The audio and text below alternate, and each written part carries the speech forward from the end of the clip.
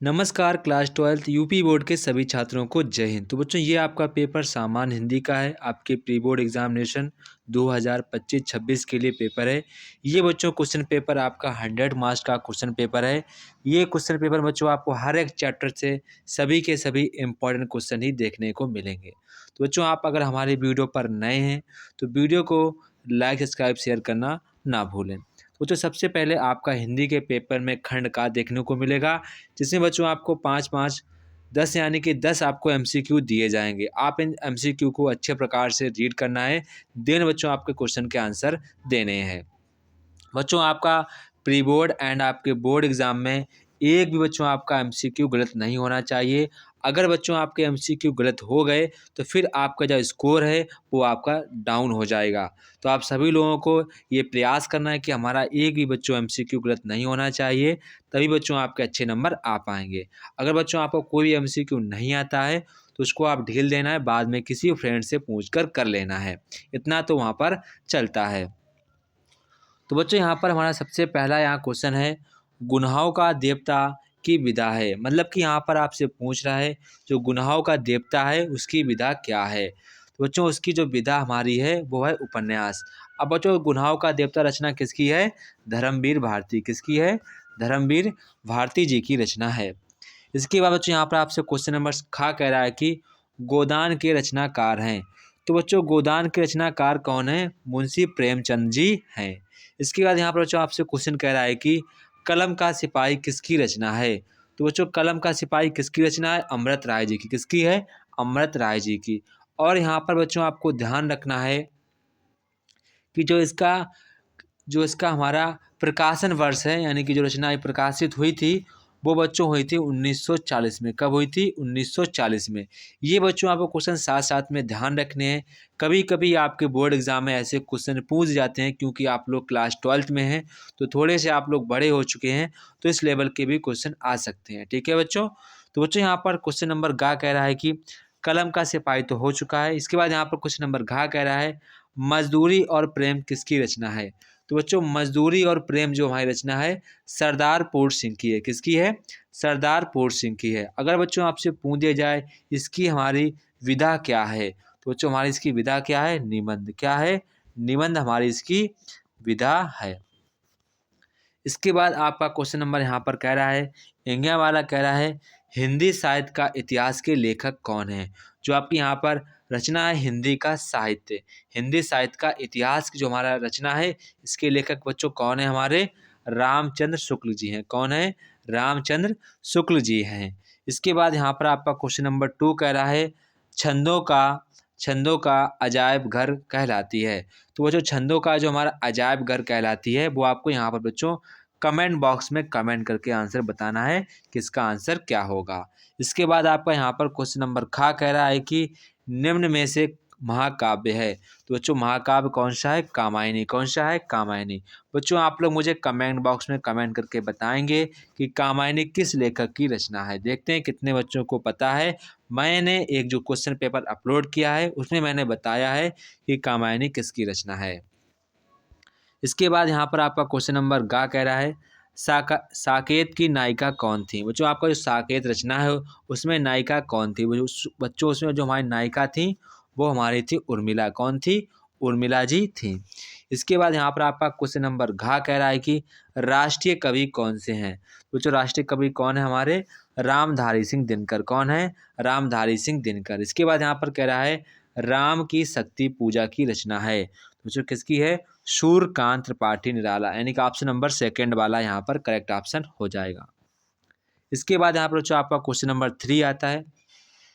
तो यहाँ पर बच्चों आपसे कह रहा है कि दिए गए गद्यांश के आधार पर प्रश्नों के आपको उत्तर देने हैं। तो बच्चों सबसे पहले आपको पता होना चाहिए हमारा गद्यांश किस पाठ से लिया गया है और इसके लेखक कौन है, तभी आप बच्चों यहाँ पर नीचे दिए गए प्रश्नों के उत्तर प्रॉपरली दे पाएंगे, वरना आप भूल जाइए कि आप उनके आंसर दे पाएंगे।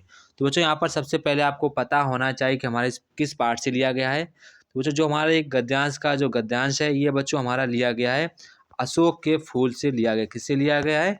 अशोक के फूल। एंड बच्चों यहाँ पर जो हमारे इसके लेखक हैं वो जो हमारे लेखक हैं आचार्य हजारी प्रसाद द्विवेदी। कौन है? आचार्य हजारी प्रसाद द्विवेदी जी इसके लेखक हैं। तो बच्चों यहाँ पर आपसे पूछ रहा है उपरोक्त गद्यांश का संदर्भ लिखिए। तो आप लिखेंगे उपरोक्त या लिखेंगे प्रस्तुत गद्यांश हमारी हिंदी पाठ्य पुस्तक के अशोक के फूल नामक पाठ से लिया गया है, जिसके लेखक आचार्य हजारी प्रसाद द्विवेदी जी हैं। आपको यहाँ पर 2 नंबर मिल जाएंगे। इसके बाद यहाँ पर बच्चों आपसे पूछ रहा है कि रेखांकित अंश की व्याख्या करनी है। तो बच्चों जहाँ जहाँ आपको लाइनिंग दिख रही है इसको बच्चों आपको पढ़ना है, देन बच्चों आपको अपने शब्दों में व्याख्या करके लिख देना है, आपको 2 नंबर मिल जाएंगे।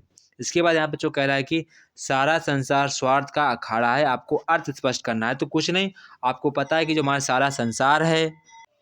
इसके बाद आपका क्वेश्चन नंबर 4 है, लेखक ने गद्यांश में किस प्रकार के लोगों को स्वार्थी कहा है। बच्चों आपको गद्यांश को पढ़ना है। इसके बाद यहाँ पर आपको उनके प्रश्नों के उत्तर अपने समझ के अनुसार ही देना होता है। कई कबार बच्चों यहाँ पर गद्यांश में उन क्वेश्चन के आंसर नहीं दिए जाते हैं, तो बच्चों आपको अपने विवेक के अनुसार ही क्वेश्चन के आंसर देने होते हैं।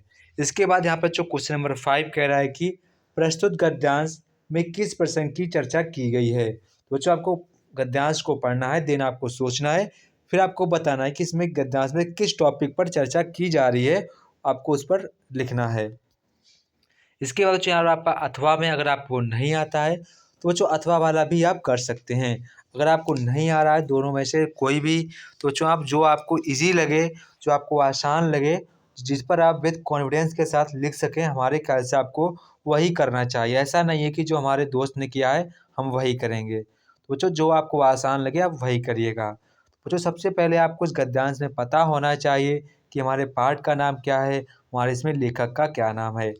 तो बच्चों जो हमारा ये गद्यांश है ये हमारा लिया गया है भाषा और आधुनिकता नामक पाठ से लिया गया है। भाषा और आधुनिकता।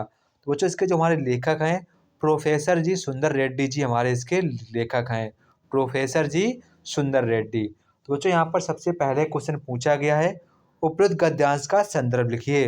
बच्चों आप लिखेंगे प्रस्तुत गद्यांश हमारी पाठ्य पुस्तक हिंदी के भाषा और आधुनिकता के नामक पाठ से लिया गया है, जिसके लेखक प्रोफेसर जी सुंदर रेड्डी जी हैं। ऐसा आप लिखेंगे तो आपको प्रॉपरली 2 नंबर बच्चों मिल जाएंगे। इसके बच्चों आपका क्वेश्चन नंबर 2 कह रहा है कि रेखांकित अंश की आपको बच्चों यहाँ पर व्याख्या करनी है। जहाँ पर बच्चों आपको लाइन दिख रही है उसी को बच्चों आपको अपने शब्दों में यहाँ पर रेखांकित अंश की व्याख्या कर देनी है। ठीक है बच्चों, ठीक है। इसके बाद आपका क्वेश्चन नंबर यहाँ पर कह रहा है कि किसके प्रयोग से भाषा में आधुनिकता लाई जा सकती है। क्वेश्चन नंबर 4 कह रहा है किसके गढ़ने मात से भाषा का विकास नहीं होता है। उपरोक्त गद्यांश के माध्यम से लेखक ने किन बिंदुओं पर प्रकाश डाला है। तो बच्चों आपको गद्यांश को पढ़ना है, देन आप उन सभी क्वेश्चन के आंसर प्रॉपरली दे पाएंगे। मुझे 100% का कॉन्फिडेंस है बच्चों आप इतना कर पाएंगे। पर बच्चों आपको कोई भी यहाँ पर क्वेश्चन को खाली ढील कर एग्जाम में नहीं आना है। कुछ ना कुछ आपको जो समझ में आए वो आप लिखिएगा। आपको कुछ ना कुछ नंबर तो इसमें 101% मिलेंगे, ऐसे मुझे 100% की गारंटी है। ठीक है। इसके बाद बच्चों आपका क्वेश्चन नंबर 4 कह रहा है कि बच्चों आपको दिए गए पद्यांश पर आधारित निम्नलिखित बच्चों आपको प्रश्नों के उत्तर देने हैं। बच्चों सबसे पहले आपको पता होना चाहिए आपका जो पद्यांश है किस पाठ से लिया गया, उसके लेखक कौन है। बच्चों जो हमारा पाठ है ये बच्चों हमारा लिया गया है साकेत नामक पाठ से लिया गया है, जिसके जो हमारे रचयिता हैं वो बच्चों हमारे हैं मैथिली शरण गुप्त। कौन है? मैथिली शरण गुप्त जी हमारे इसके लेखक हैं। कौन है? मैथिली शरण गुप्त जी। इसके बाद यहाँ पर आपसे क्वेश्चन पूछा गया है पाठ का नाम कवि का नाम लिखना है। तो पाठ का नाम क्या है? साकेत। कवि का क्या नाम है? मैथिली शरण गुप्त जी हैं। इसके बाद यहाँ पर कर रहा है बच्चों रेखांकित अंश की व्याख्या करनी है। तो जहाँ पर आपको रेखा दिख रही है सेम आपको उसके पीछे आपको अपने शब्दों में व्याख्या करके लिख देना होता है। इसके बाद आपका यहाँ पर कह रहा है जीवन में किसकी जय होती है। उपरोक्त पद्यांश में नायिका कौन वो बताना है।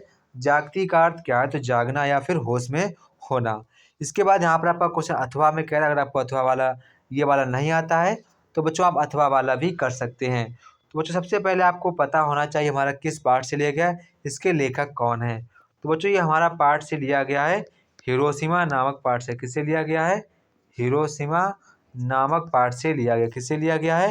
हिरोशिमा नामक पाठ से लिया गया है। इसके जो हमारे लेखक हैं बच्चों हमारे लेखक हैं सच्चिदानंद। कौन है हमारे? सच्चिदानंद हीरानंद हीरा नंद वात्स्यायन। एक बार इसको देख लें कैसे लिखेंगे हम लोग, वात्स्यायन ऐसे इसको लिखेंगे। ठीक है, तो बच्चों यहाँ पर आपसे पहला क्वेश्चन पूछा गया, पाठ का नाम लिखना है। कवि का नाम है तो आप लिख देंगे पाठ का नाम हिरोशिमा है और कवि का नाम हमारा है सच्चिदानंद हीरानंद वात्स्यायन अज्ञे जी है। इसके बाद आपसे पूछा गया रेखांकित अंश की व्याख्या करनी है। तो जहाँ पर आपको रेखा दिख रही है उसी को आपको अपने शब्दों में व्याख्या कर देनी है। इसके बाद यहाँ पर आपसे कह रहा है क्षितिज का अर्थ क्या है, तो यहाँ पर उसका अर्थ लिखना है धूप कहाँ से धूप कहाँ से बरसी है, तो उसका आपको आंसर बताना है। इसके बाद यहाँ आपका क्वेश्चन नंबर 5 कह रहा है कि निम्नलिखित में से किसी एक लेखक का बच्चों आपको साहित्यिक कृतियों का उल्लेख करना है। तो बच्चों आपको जीवन परिचय लिखना है, तो बच्चों कम से कम आप लोगों को 3 पेज का जीवन परिचय लिखना पड़ेगा। कितने पेज का? कम से कम 3 पेज का जीवन परिचय लिखना पड़ेगा। और प्रत्येक लेखक की आपको यहाँ पर 3 कह सकते हैं, प्रत्येक लेखक की बच्चों आपको 10 रचनाएं लिखनी होगी। यहाँ पर आपको किसी एक लेखक का ही जीवन परिचय लिखना है, तो कम से कम आप लोगों को किसी एक लेखक पर 10 रचनाएं लिखनी है और 3 पेज का लिखना है, तभी आप यहाँ पर आप 3 नंबर 5 नंबर पा पाएंगे। ठीक है, इतना आपको बच्चों करना पड़ेगा। इसी प्रकार बच्चों क्वेश्चन नंबर खा में कवि का है, तो किसी एक कवि का आपको जीवन परिचय लिखना है और 10 रचनाएं लिखनी है, इतना आपको करना पड़ेगा। लगभग बच्चों आपको 3 पेज का आंसर लिखना है, 10 रचनाएं लिखनी है, तो बच्चों आपको 5 पूरे नंबर मिल जाएंगे। और बच्चों जब भी आप जीवन परिचय लिखें तो हेडिंग डालकर ही जीवन परिचय लिखना चालू करना है। ठीक है, इसके बाद आपको क्वेश्चन नंबर यहाँ पर 6 कह रहा है कि बहादुर व ध्रुव यात्रा की कहानी का सारांश लिखना है, अथवा में कह रहा है कि लाठी व पंचलाइट की कहानी का सारांश लिखना है। तो आपका क्वेश्चन 5 नंबर के हैं, 5 नंबर का क्वेश्चन है। तो बच्चों ये आपको यहाँ पर अथवा में है तो आपको किसी एक का ही करना है, जो आपको आसान लगे वही वाला आपको करना है। इसके बाद आपको क्वेश्चन नंबर 7 बच्चों कह रहा है स्वपठित खंड काव्य के आधार पर दिए गए प्रश्न का आपको उत्तर देना है।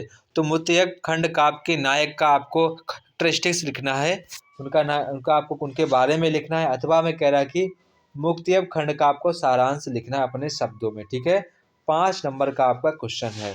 इसके बाद यहाँ आपका क्वेश्चन नंबर कह रहा है कि यहाँ पर आपसे क्वेश्चन नंबर 8 का कह रहा है कि खा कह रहा है संस्कृत गद्यांश का बच्चों आपको हिंदी में अनुवाद करना। क्या करना है? हिंदी में अनुवाद करना है। जो आपको बच्चों गद्यांश से पहला वाला लिया गया है, ये बच्चों आपका लिया गया है जातक कथा से लिया। किससे लिया गया है? जातक कथा से लिया गया है। और जो आपको अथवा वाला ये लिया गया बच्चों महामना मालवीय से लिया गया, महामना मालवीय से लिया गया है। ठीक है, बच्चों आपको सबसे पहले यही बात पता होनी चाहिए कि जो हमारा गद्यांश है जो किस पाठ से लिया गया है। तो बच्चों हमारा किस पाठ से लिया गया है? तो बच्चों ये हमारा पहला वाला लिया गया है जातक कथा से और दूसरा वाला हमारा लिया गया महामना मालवीय जी से लिया गया है। तो आपको इसका बच्चों यहाँ पर संदर्भ लिखना है। सबसे पहले आप लिखेंगे प्रस्तुत गद्यांश हमारी पाठ्य पुस्तक हिंदी के जातक कथा नामक पाठ से लिया गया है। इसके बाद हेडिंग डाल देंगे हिंदी में अनुवाद, इसका आप हिंदी में अनुवाद कर देंगे। आपको किसी एक का हिंदी में अनुवाद करना है। 2 नंबर आपको यहाँ पर संदर्भ लिखने को मिलेंगे और 5 नंबर आपको हिंदी में अनुवाद करने को मिलेंगे। ठीक है, इसके बाद यहाँ पर क्वेश्चन नंबर खंड खा कह रहा है। इसके बाद आपका खंड खा है, यहाँ पर आपको श्लोक का साथ संदर्भ हिंदी में अनुवाद करना है। यानी कि आपको पता होना चाहिए हमारा किस पाठ से है, आपको पता होना चाहिए देन आप इसका संदर्भ लिख पाएंगे। इसके बाद आपको उसका हिंदी में अनुवाद कर देना है। इसके बाद यहाँ पर आपसे पूछा गया है आपको यहाँ पर निम्नलिखित मुहावरों का आपको अर्थ लिखना है, उसके बाद आपको इसमें हिंदी में आपको प्रयोग करना है। तो बच्चों यहाँ पर सबसे पहले पूछा गया सकल चुड़ैल की मिजाज परियों का। इसका मतलब बच्चों है जब कोई बदसूरत औरत नाज नखरे करे तो मतलब कि उसकी शक्ल अच्छी नहीं है, नाज नखरे खूब कर रही है, तो अब इसका प्रॉपरली लिख सकते हैं सुंदर ना होना।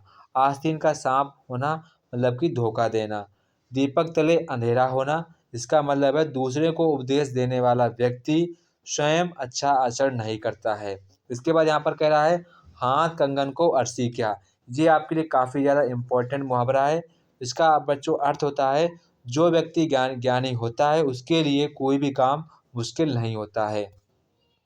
इसके बाद क्वेश्चन नंबर 10 का कह रहा है निम्नलिखित आपको यहाँ पर संधि विच्छेद करना है। तो पहला आपका है तथापि का संधि विच्छेद करना है। तो इसका क्या होगा? तथा धन अपि क्या हो जाएगा? तथा धन अपि हमारी कौन संधि है? तो ये हमारी संधि हो जाएगी अयाधि संधि। कौन सी? अयाधि संधि। इसके बाद यहाँ पर आपसे कह रहा है पवनम, तो पवनम का संधि विच्छेद क्या हो जाएगा? पो धन अन। क्या हो जाएगा? पो धन अन। तो यहाँ पर हमारा ऑप्शन नंबर 4 वाला करेक्ट आंसर हो जाएगा। इसके बाद यहाँ पर क्वेश्चन नंबर सी कह रहा है कामारी का संधि विच्छेद आपको करना है, तो क्या जाए? काम धन अरि। क्या हो जाएगा? काम धन अरि। तो यहाँ पर जो हमारा करेक्ट ऑप्शन हो जाएगा ऑप्शन नंबर 4 वाला हमारा करेक्ट आंसर हो जाएगा। इसके बाद जो आपको खा वाला कह रहा है निम्नलिखित शब्दों के विभक्ति और वचन आपको बताना है। तो पहला यहाँ आपसे पूछ रहा है सरिते का आपको रूप बताना है, तो कौन सा है? तो बच्चों ये हमारी है तृतीया विभक्ति एक वचन। कौन सा है? तृतीया विभक्ति द्विवचन। कौन सा है? तृतीया विभक्ति द्विवचन। इसके बाद यहाँ पर कह रहा है रामायणम, ये हमारा कौन सा रूप हो जाएगा? चतुर्थी विभक्ति एक वचन। तो यहाँ पर हमारा ऑप्शन नंबर 3 वाला करेक्ट ऑप्शन हो जाएगा। इसके बाद यहाँ पर आपसे क्वेश्चन नंबर 11 खा पूछ रहा है निम्नलिखित शब्दों युग में से आपको सही अर्थ लिखना है। तो कुल और कुल का मतलब क्या होता है? तो बच्चों कुल का अर्थ हो जाता है हमारा यहाँ पर, कुल मतलब बच्चों यहाँ पर कह सकते हैं खानदान, और कुल मतलब किनारा, खानदान या किनारा। तो बच्चों यहाँ पर आपका ऑप्शन नंबर फर्स्ट वाला करेक्ट आंसर हो जाएगा। इसके बाद बच्चों आपका जो बी वाला है काफ़ी ज़्यादा इंपॉर्टेंट है, इसको आप अच्छे प्रकार से तैयार करना। इसका हमारा आंसर हो जाएगा सूर्य और घर। इसको आपको ध्यान रखना है मेनली, ठीक है। इसके बाद जो आपका क्वेश्चन नंबर खा कह रहा है निम्नलिखित शब्दों में से किसी एक शब्द के आपको 2 अर्थ लिखने हैं। तो बच्चों कमल का मतलब हो जाएगा पंकज और केसर, पानी का अर्थ हो जाएगा जल और नीर, कल का अर्थ है समय और मशीन, द्विज का अर्थ है ब्राह्मण और भूदेव। तो आपके सभी के 2-2 अर्थ मैंने बता दिए। इसके बाद यहाँ पर घा वाला कह रहा है कि निम्नलिखित पद्यांशों के लिए आपको एक शब्द लिखना है जीने की इच्छा। तो क्या हो जाएगा?